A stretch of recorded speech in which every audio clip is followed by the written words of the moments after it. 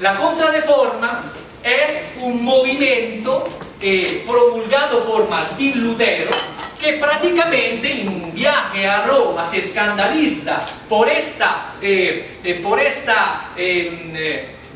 maestuosità pagana del Vaticano, e cuando regresa en Alemania lo primero que hace pone en la catedral de Wittenberg un escrito con 99 tesis en los cuales sosteneva praticamente la absurda forma de manipular las conciencias del pueblo por parte de la iglesia de este momento. Entonces la iglesia se toca, el movimiento protestante crece y hacen una primera grande reunión en el Concilio de Trento. En el Concilio de Trento se reúnen todos los altos mandos de la Iglesia Católica y deciden evidentemente retomar la Biblia desde las orígenes, este concepto de la humildad y de la pobreza. Lo primero que había que hacer evidentemente era un cambio drástico en el arte. El arte en este entonces era la Biblia de los pobres. Como había un nivel de analfabetismo altísimo, la gente evidentemente se guiaba en el entendimiento de las obras a través de las imágenes. Pero entonces con el Renacimiento, el hombre al centro del universo, evidentemente estaba pasando algo increíble. Eso que estaba pasando es que el hombre al centro del universo, ejemplo genial, pues la Capilla Sistina de Miguel Ángel, el juicio universal, todos esos hombres desnudos en una pared de una capilla, evidentemente tienen un sentido demasiado fuerte. Este homocentrismo era totalmente en contravía respecto a los dictámenes de una iglesia pobre, piadosa, más bien mucho más etérea de este materialismo graso. De este Concilio de Trento, lo primero que se dice es: no más desnudos en las iglesias. Y contratan a un pobrecito que se llama Daniele da Volterra, un pintor que l'unica cosa que se hizo en la vida, que pero lo hizo famosísimo, fue lo de poner los calzoncillos a los desnudos de la Capilla Sistina. Fue la única cosa que lo hizo famoso. Y pasó a la historia por esto. Pero interesantísimo cómo Caravaggio interpreta esta pobreza y la llena de sustancia. La escena es bellísima. En el regreso a Jerusalén, ya Cristo muerto, dos de los apóstoles, Pedro y Juan, se encuentran un mendigo, un viandante en la carretera, que andan en la misma dirección. No lo reconocen, evidentemente. Empiezan a hablar. Llega la noche, se sienta en una mesa y cuando este personaje con el pan lo parte y distribuye el vino, se dan cuenta. Este episodio extraordinario se llama la fratio panis, el fraccionamiento del pan. Es el gesto con el cual se reconoscono el Cristo. Y reconoscono el Cristo, imagina la emoción. San Pedro lo primero que hace, se marca la perspectiva de la obra abriendo los brazos, simulando la crucifixión, y dice: no puede ser usted, yo lo vi, lo crucificaron, pues estaba muerto, ¿sí? El otro se asusta y con un gesto está tratando de levantarse del asiento. En la canasta de fruta, que está en primer plano en equilibrio, representa la precariedad de este momento, la inseguridad, no se sabe lo que está pasando. El Cristo es un Cristo joven, è un'iconografia speciale che si chiama Cristo triunfante, es el Cristo que triunfa de la muerte, que es siempre joven, cuya juventud es siempre eterna, y por esto parece un joven. También lo vemos andrógino, con este semblante que no se sabe bien si es de hombre o de mujer. Este andrógino representa la unión de los contrarios en la vida eterna. Ahora, todas las escenas de la Biblia donde hay mesa, las bodas de Caná, por ejemplo, en la última cena, en este caso, la cena de Emmaus, siempre llevan dos fundamentales, el pan e il Cristo. Il pane e il vino, ovviamente il cuerpo di Cristo e la sangre di Cristo, però Caravaggio, sobre consejo de Cardenal del Monte, pone estos elementos nuevos. Ahí tenemos varias cosas. La faraona, gallina faraona tiene una cresta y nella iconografía barroca rappresenta l'árabe feniz que resurge de su misma ceniza y representa prácticamente el milagro de la resurrección de Cristo. Al mismo tiempo tenemos la uva que representa por supuesto la sangre de Cristo e el sacrificio. Finalmente tenemos la manzana que representa ¿qué cosa? El pecado original. Entonces vemos como todo esto que hay ahí significa algo. Caravaggio tiene un lenguaje extraordinario, todo lo sintetiza a través de luz y sombra. La luz representa la luz de la bendición de Dios y todo lo que está en la sombra representa exactamente la falta del Espíritu Santo. Y entonces ahí vemos una diferencia entre el Cristo joven porque eterno e la humanidad cansada, vieja, reiterativa en sus pecados. La obra es bellísima. Es muy emocionante ver cómo Caravaggio tuvo una vida absurda. Nel 1844 Paul Verlaine scrive una colección de poesías bellísima que se titula Los Poetas Malditos, en pleno romanticismo. Y en pleno romanticismo, cuando se empieza a descubrir la ópera de Caravaggio y cómo Caravaggio fue una persona temperamental, muchas veces estuvo en la cárcel, hasta que en el 1606 comete un homicidio a Roma, le toca y huir. Se va a Nápoles, después ahí le llegan, se escapa hasta la Sicilia y se va hasta Malta. A Malta logra transformarse, addirittura lo hacen caballero de la Orden de Malta porque no sabían hasta que se dan cuenta que homicida.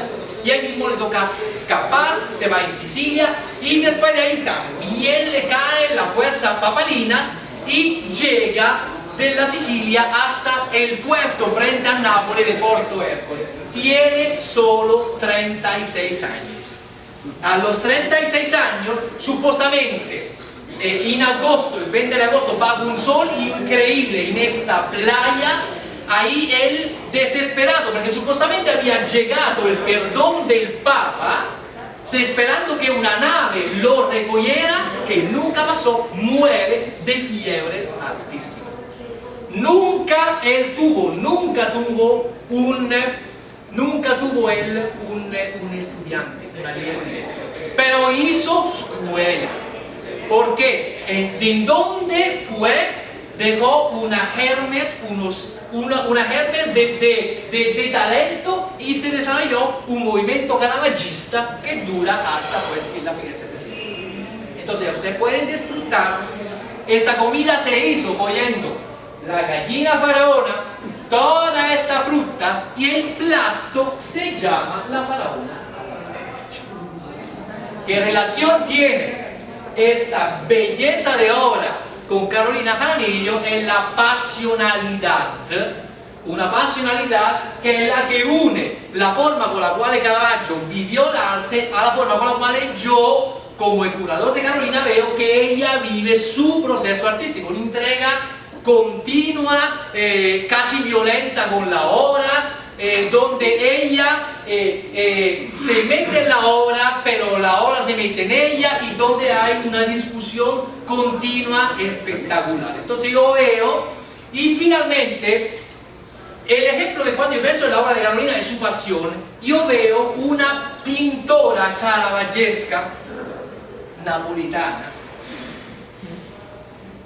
hija de un pintor famoso que se llama Orazio Gentileschi, que se llamaba Clara Gentileschi, hija única, venga papi, hija única. A los 12 años, Carolina empieza su acercamiento con el arte. Tiene 12 años, lo hace de manera absolutamente autodidacta. Primero que todo quiero reevaluar la postura de ser autodidacta en el arte. Le hago un ejemplo con nosotros los italianos. Tenemos un problema. Cuando un artista italiano se pone frente a una tela, tiene 2500 que básicamente se transforman en algo interesante con la primera aplicación del claroscuro. Claroscuro obviamente que marca la profundidad de la obra. Es súper interesante ver cómo a 12 años logra una sensibilidad y una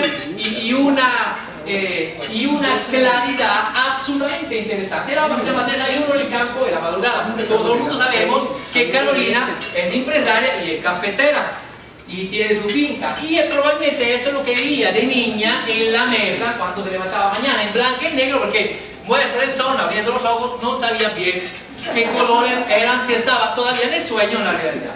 Seguimos bien.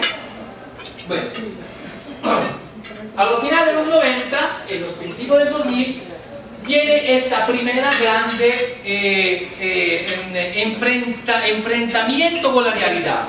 Ser mujer y ser artista es un concepto complicado a lo largo de la historia, pero en el caso suyo, hija de empresarios, lo primero obviamente que se tuvo que enfrentar es con su realidad genética, y obviamente un poquito las presiones familiares con las mejores de las intenciones, pero obviamente la empujaron hacia el desarrollo de una actividad empresarial. Gerenció McDonald's, entonces seguramente un monstruo, también tuvo una experiencia importante y un estudio de moda como gerente.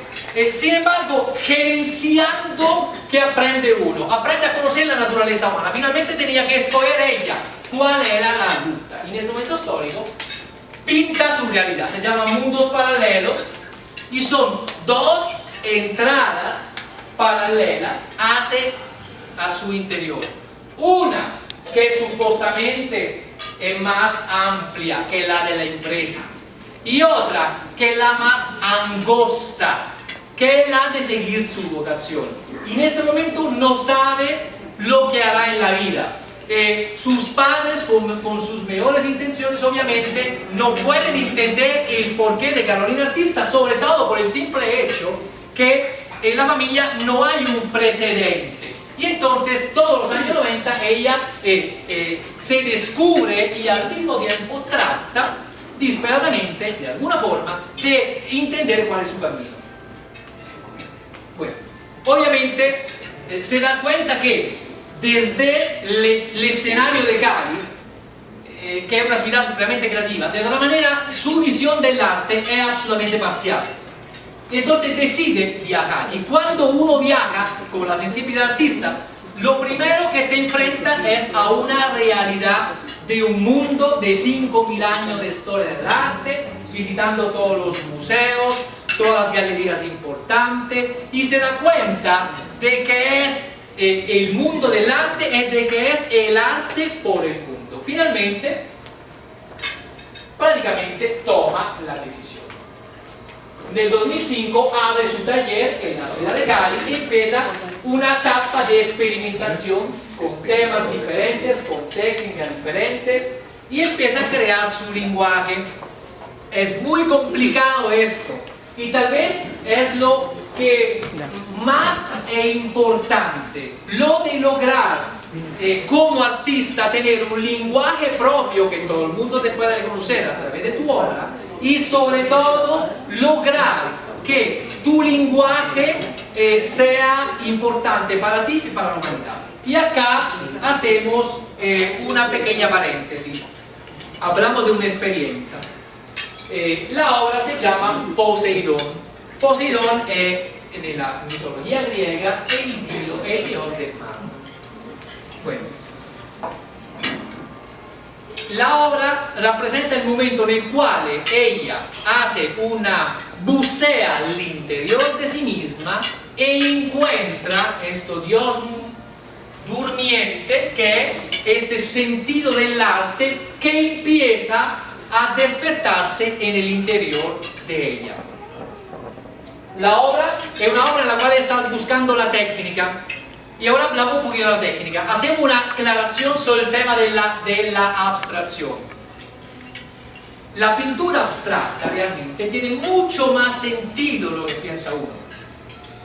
La pintura abstracta non è un punto de arranque, è un punto de llegada. La abstracción, ¿qué es la pintura abstracta? Es abstraer el concepto de la forma. Esto es un lenguaje más evolucionado aún. Y es la forma con la cual uno pinta non con los sentidos más fuertes, que son la vista, que se utiliza desde lo griego hasta el barroco y hasta el romanticismo, y la vista te obliga a un proceso de mímesis con la naturaleza. Tú lo que ves, lo copias, lo reinterpretas. L'abstratto, la pintura abstracta es sacar un concepto de adentro y hacer que el subconscio la pinte por vos. Es una experiencia mucho más liberatoria, pero al mismo tiempo mucho más imprevisible y difícil, porque uno nunca sabe lo que tiene adentro este descubrimiento. ¿Seguimos? Bueno, finalmente, desde el 2006 empieza su obra a ser reconocida al exterior. El tema de Nebo, Profeta en Patria, también lo quiero leer, porque no es seguro que un artista no es reconocido en su patria y al exterior sí.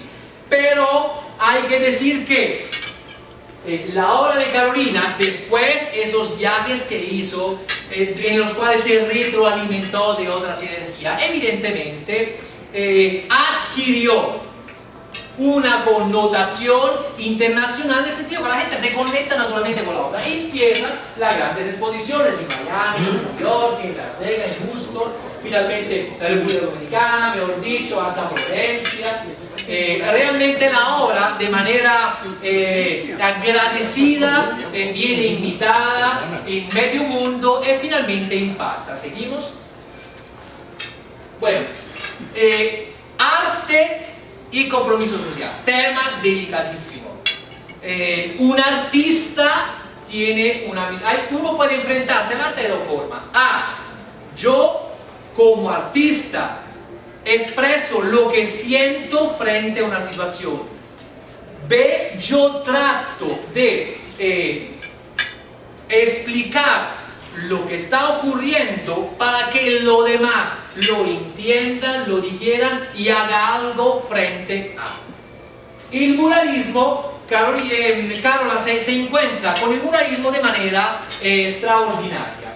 Finalmente se vincula con el movimiento internacional de muralismo internacional y empieza desde un lugar supremamente polémico por el arte, que es Santiago de Cuba, con un mural que pinta, que impacta el imaginario colectivo en un momento histórico muy particular. El mural se llama Arte y Revolución. Como el arte puede ser una herramienta, y no es solo el arte visiva, sino la música, sino otras expresiones de artes, pueden evidentemente impactar de manera determinante hasta en decisiones políticas.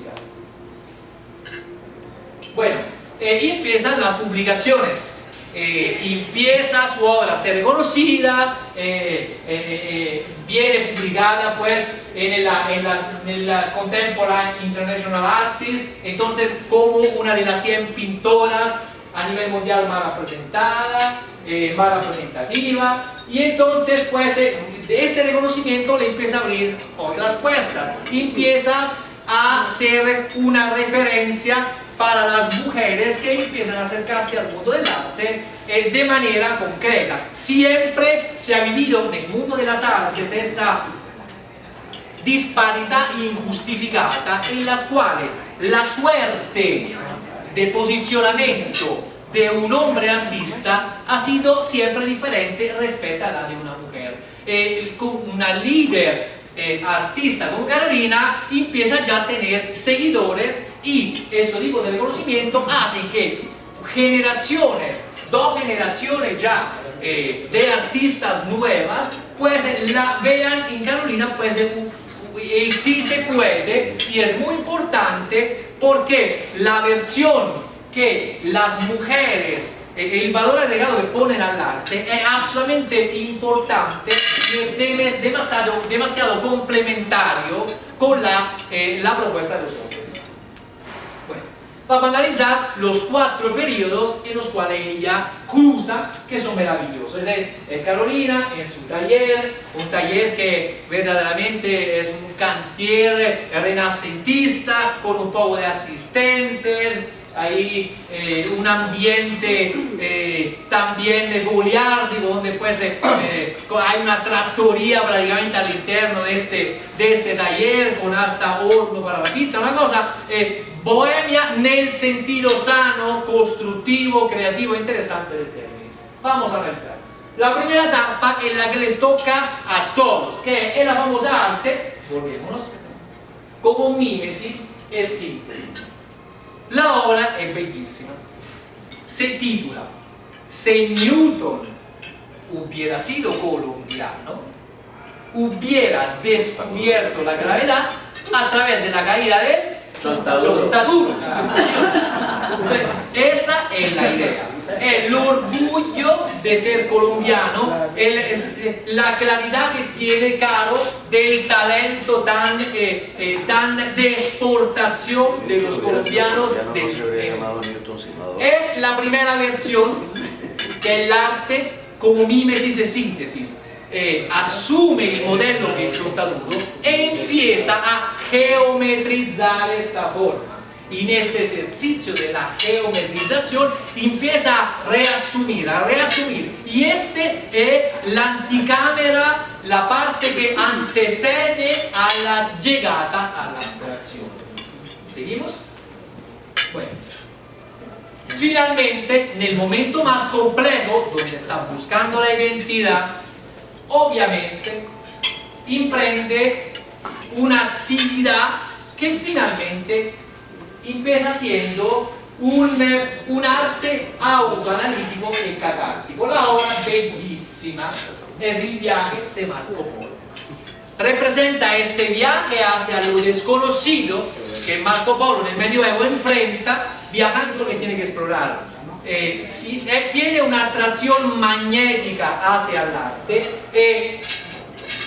La realidad, su entorno social no lo entiende, pero ella sabe que hay algo y lo busca por 2 años y finalmente lo encuentra. Catártico porque a través de esa experiencia, de esta autoanálisis, finalmente llega a un estado de catarsis meravigliosa en la cual aprende a seguir la catarsis, que es aprender desde un ejemplo, aprende a seguir sus propios instintos como un sexto sentido que ve mejor, ve más, es más acertado que los 5 pobres sentidos que nos caracterizan como seres humanos. ¿Sí? Bueno, finalmente viene la etapa del compromiso social. ¿El arte tiene un compromiso social? Sí. El arte tiene que transmitir optimismo, tiene que transmitir soluciones, tiene que ser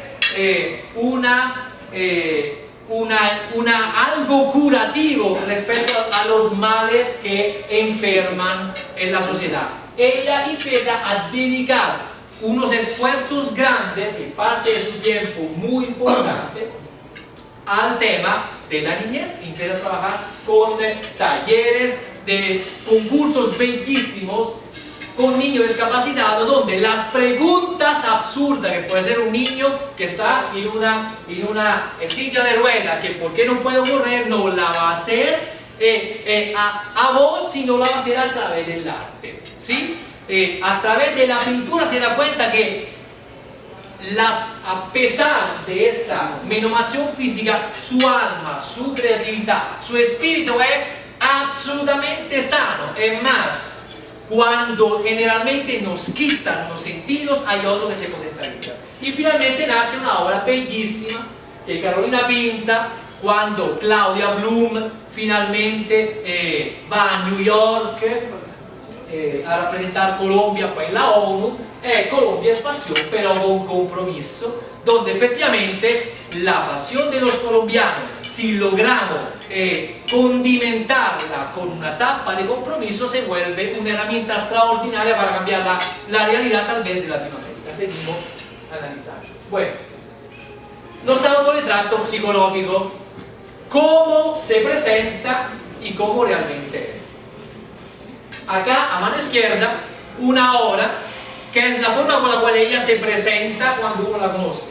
Si me mira, te petrifico, homenaje a Caravaggio también. Esta es la medusa, la cabeza de la medusa, la mitología griega, que supuestamente cuando la medusa lo miraba uno lo pietrificaba.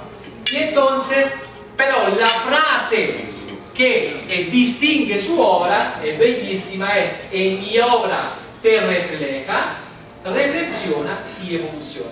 Pero como es por dentro Carolina, esta otra obra es bellísima.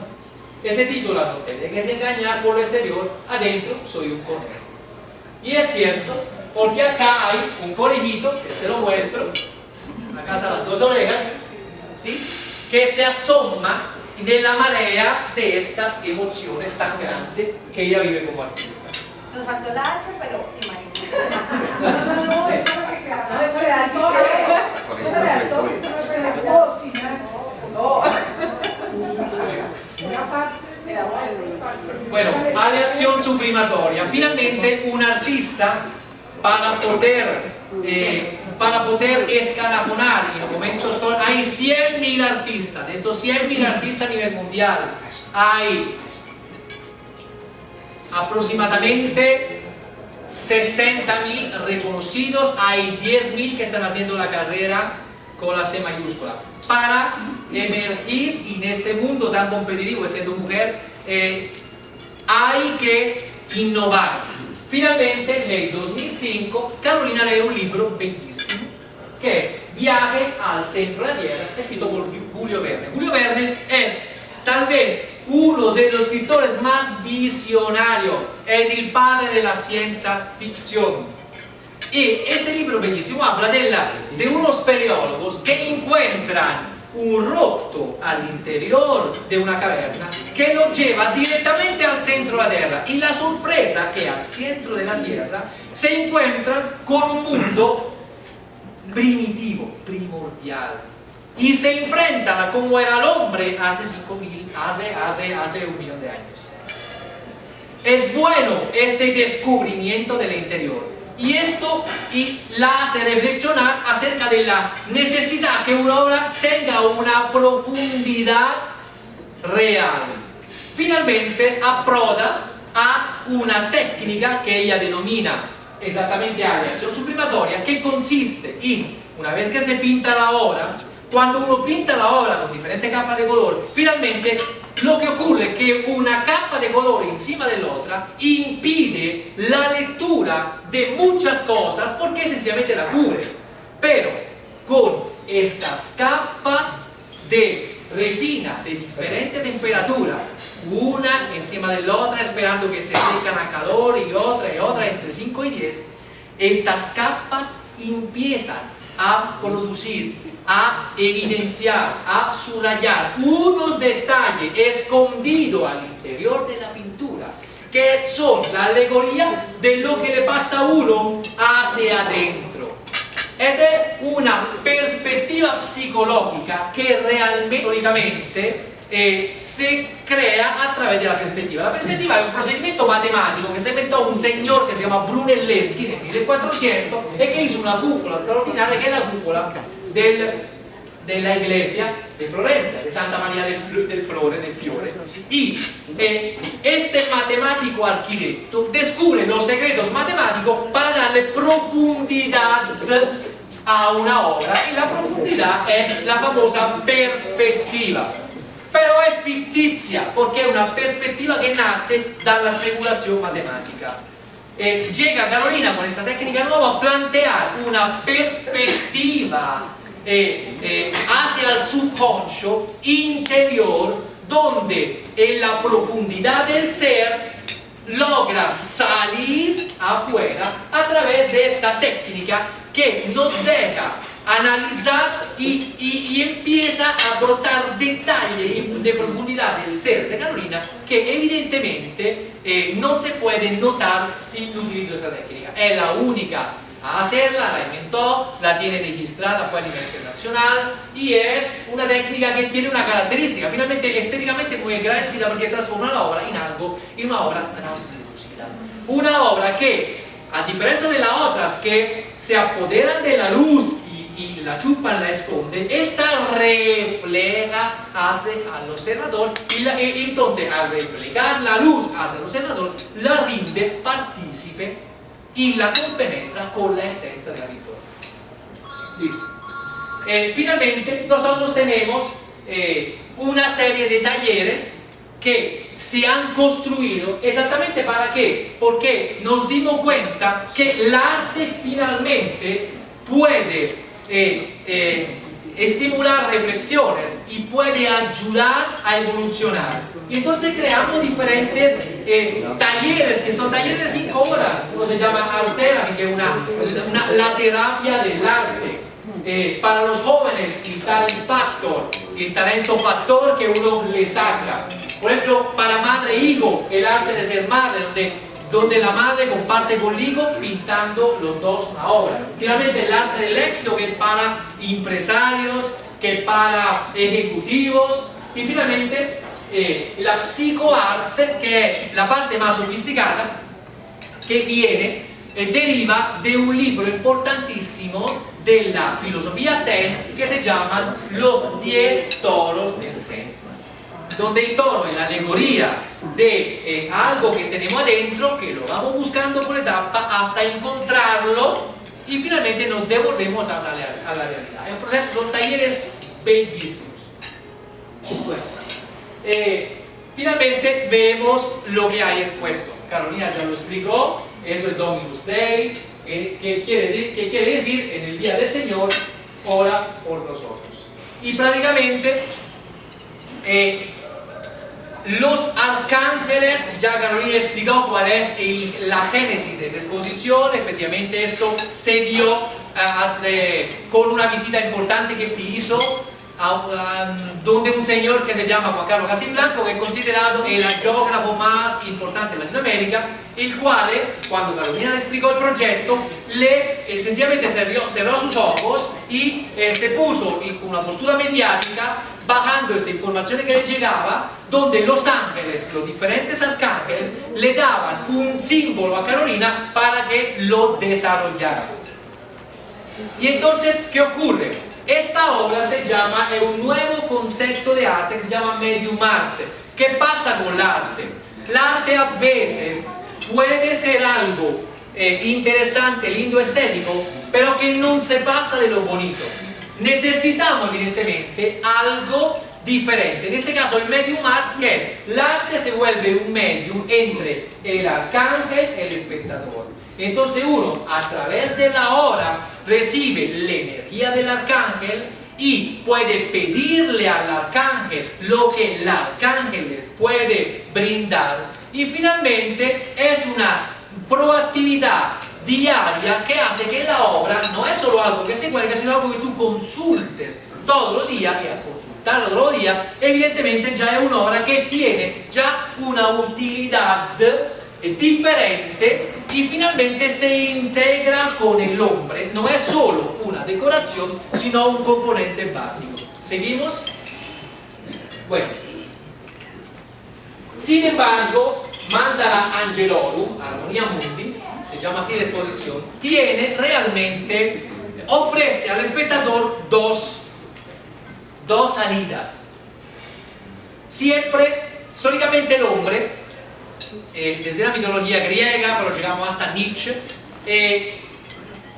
vive una lucha interna entre dos dimensiones. La dimensión apolínea, que es la del intelecto, de las buenas intenciones, de las influencias celestiales.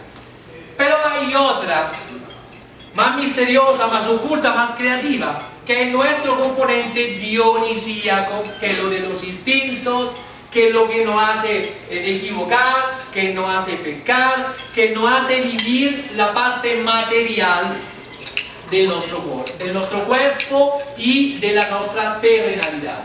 Finalmente, para describir este viaje hacia lo dionisíaco, Carolina se fija en una obra extraordinaria que es la summa de la cultura de los siglos humanos medieval, que es la Divina Commedia, scritta por Dante Alighieri alla fine del 1200.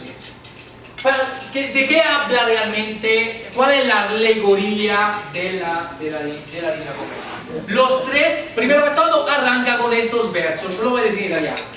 Nel mezzo del cammino di nostra vita mi ritrovai per una selva oscura che la dritta via aveva smarrita. Traducción: nel medio del camino de nuestra vida me encontré en una selva oscura que la vía derecha había perdido, que es la crisis del hombre, que es la crisis de los 40 años, cuando uno se pregunta qué ha hecho, para dónde coge, lo que va a hacer.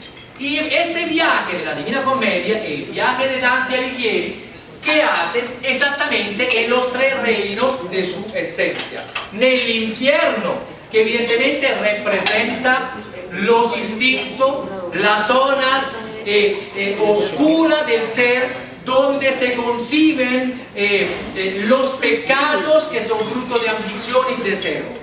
Finalmente pasa a una etapa que es el purgatorio es esta vida, donde a través de la experiencia estamos creciendo y estamos escalonando en nuestro ser para llegar al paraíso, que es un paraíso que es el objetivo, donde esta experiencia terrenal supuestamente nos lleva a un estado evolutivo superior, que es lo que finalmente es el objetivo non lograto dell'ombre, che però è la zanahoria frente a la cual todo el mundo corre detrás. Y esto es una opción de vivir. Acá están las tres obras bellísimas: l'infierno, el purgatorio y el paraíso. No vamos a leer porque si no, no estamos hasta la medianoche. Seguimos. Bueno, el segundo, para definir el segundo camino, hay que mirar hacia arriba. Y tenemos que hablar de un señor que se llama Pitágoras, quinto siglo antes de Cristo, que es un filósofo y a la vez es un matemático. Y hace un descubrimiento extraordinario. El cosmos realmente tiene una armonía. ¿Esta armonía cuál es? Cada planeta tiene un sonido. Y cada sonido y cada planeta acercarse a otro, acercando dos o tres sonidos, crea un acorde, y el acorde crea esta armonía, la armonía. Es una filosofía extraordinaria que se refleja en la tierra, y el mensaje es que la calidad de la vida del ser humano tiene que ser integralmente armónica. La obra, esta Armonia Mundi, que es Pitágoras, representa estos cuerpos celestes en movimiento que finalmente crean armonía, y es la famosa armonía de Apolo, que es la armonía celestial. Y vamos a ver entonces este otro camino, que es el camino de los arcángeles. Listo. Bueno, la obra Dominus Dei tiene otra calidad. Hay que tener claro que cuando nosotros estamos invocando los arcángeles, la petición se da siempre y cuando nos convenga y siempre y cuando Dios Padre Omnipotente quiera. Es decir, la legión de los arcángeles, sin embargo, es superdicada a la voluntad de Dios. Y Dios es representado con esto ojo central imperscrutable. Ahí tenemos un triángulo que acá el maestro podría explicar mucho mejor que yo. Sin embargo, representa de alguna manera la capacidad de Dios de observar la evolución de la humanidad respetando la regla número uno, que es el libre albedrío, que estamos acá en un gimnasio, estamos acá estudiando, estamos acá evolucionando, cada uno es libre de tomar sus decisiones consciente de la ley de la causa y del efecto. Seguimos. Vamos entonces a ver el primer ángel. Esto no lo vamos a leer como ahora, sencillamente lo vamos a ver un poquito como prácticamente como en su valor de arcángel. Soy el arcángel Gabriel, mi nombre significa Dios es mi fortaleza, pertenezco a los ángeles de la guía, mi color representativo es blanco y te puedo ayudar a entender el propósito de tu vida, a sentirte alegre, feliz y realizado. Bueno, si quieres que actúe en tu vida, repites 3 veces estos mantras. Esta es la fórmula con la cual si tú identificas que un arcángel te puede solucionar un problema específico, ahora lo que tienes que hacer es repite el mantra, le haces la petición y finalmente afuera vas a pescar en esas palabras, en estos contenedores transparentes y hasta que encuentres un sentido, lo que te surge, sigue sacando y la respuesta es inmediata e diáfana.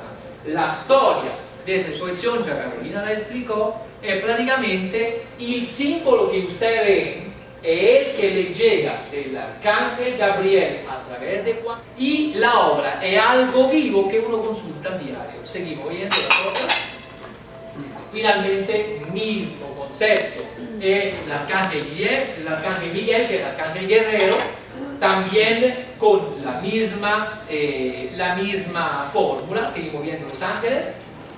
Esto es Ezequiel, que también tiene las mismas especificaciones, con el símbolo que captura la energía. Seguimos viéndolo. Finalmente Jofiel y Rafael. Esto es simpático porque el sarcófago del arcángel Samuel, que es el arcángel del amor.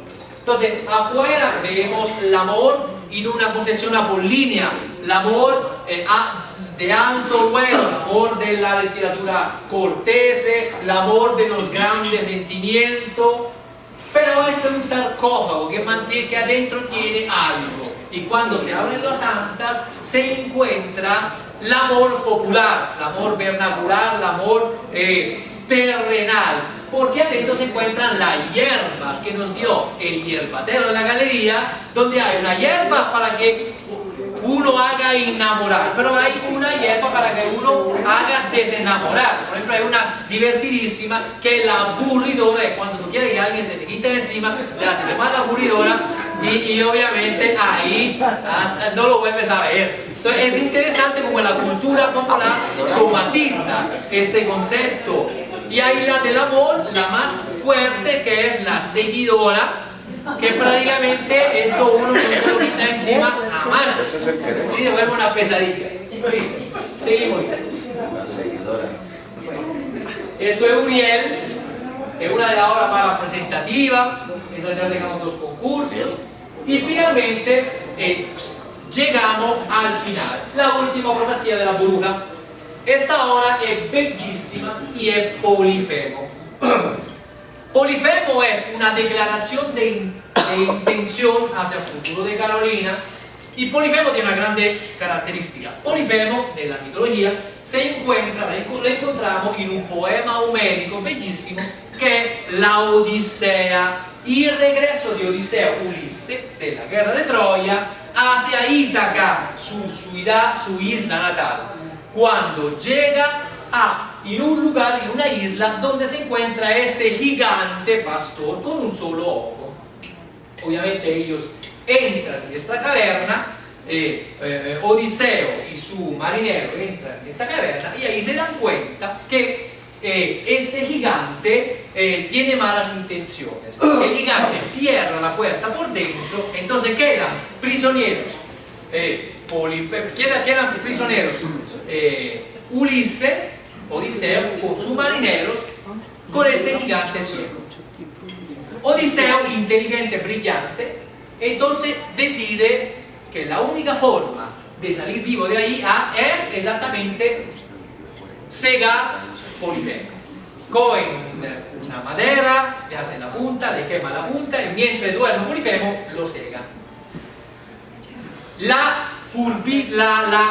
Il brillo intelectual de Odiseo encuentra la solución. Y ya después como las ovejas, tiene que ir a pastar. Polifemo corre esta piedra ciego, y entonces ¿qué hace Odiseo? Le dice a sus marineros de colgarse por debajo de la barriga de las ovejas, porque obviamente Polifemo, ciego, la única forma de saber si ellos están escapando es tocar el dorso de las ovejas, pero tocando el dorso de las ovejas no le encuentran lo que están colgados por debajo, efectivamente sale.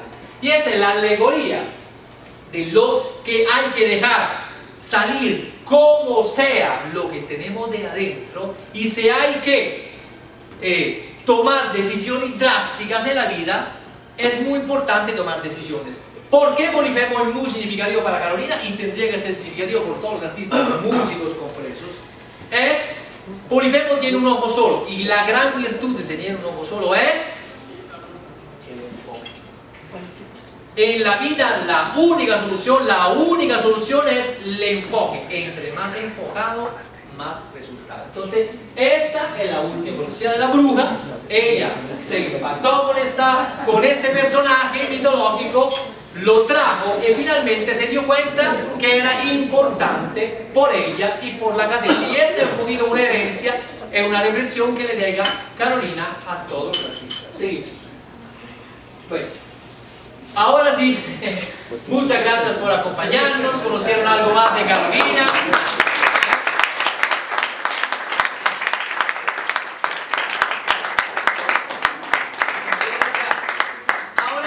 Para concluir esta velada extraordinaria, le propongo, mientras vamos montando, ¿cierto, muchachos? Le propongo artes visuales.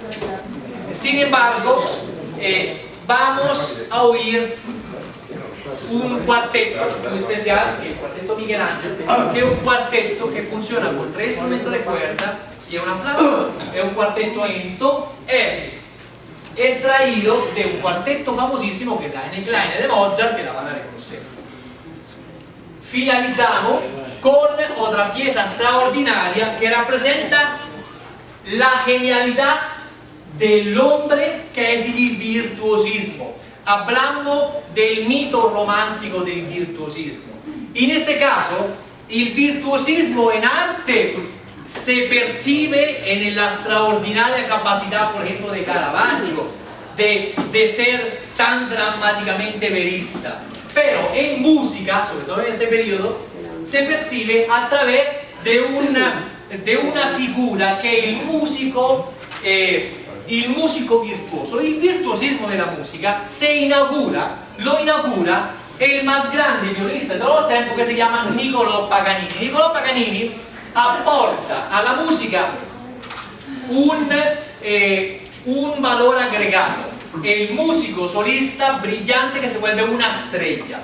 Todo el mundo quiere ser como Paganini. Liszt, muchísimos otros solistas de diferentes instrumentos. Los compositores entonces empiezan a escribir cosas acrobáticas por instrumentos. En este caso vamos a tocar las variaciones para flauta y trío, vamos a tocar en la segunda parte, sobre la Carmen de Bizet. ¿Por qué se escribían variaciones sobre una obra lírica? Porque la obra lírica, como las canciones de hoy, eran las que estaban pegadas.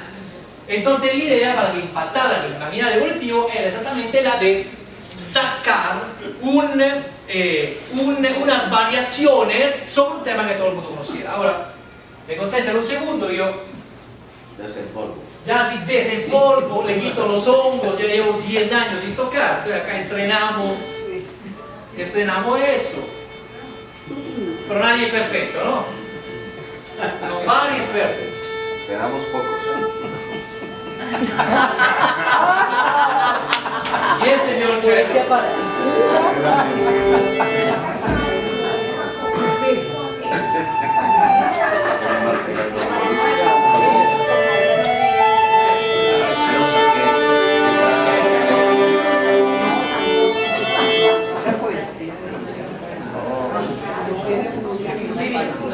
Maravilla, así va la auditoria.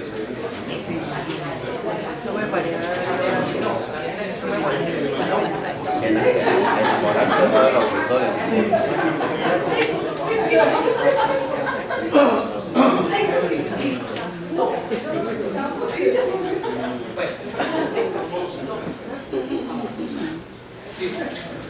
tocar ese cuarteto de Mozart que mezcladito entre un original, l'unico que escribió para la flauta, el trío, y finalmente acabamos con la lista.